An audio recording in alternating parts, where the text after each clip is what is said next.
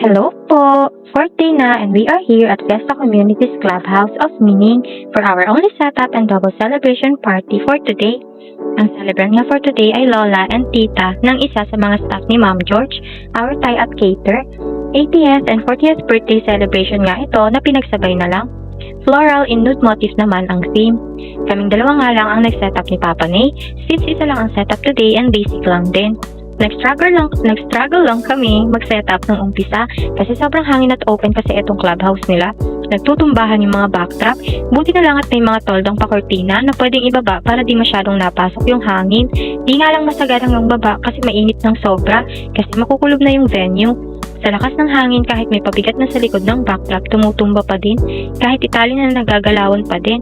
Nadala na din kasi kami sa setup namin dati na tumumba lahat ng backdrop kasi biglang may dumaang malakas na hangin. Open din yung clubhouse ng venue. Tapos wala pa kami sa event nun kasi may isa pa kaming setup. Kinuwento na lang sa amin ng sounds and lights tsaka staff ni Ma'am George. Kay Ma'am George din na-cater yun. May mga pabigat naman yung mga backdrop namin nun. Kaya lang di talaga kinaya sa lakas ng hangin. As in lahat daw ng backdrop na tumbak.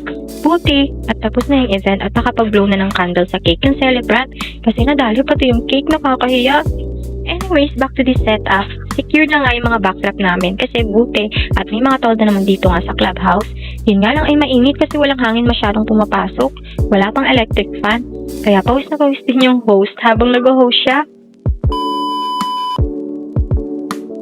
And here's the final look na din po. Happy 80th and 40th birthday to our celebrant. Thank you po and bye-bye!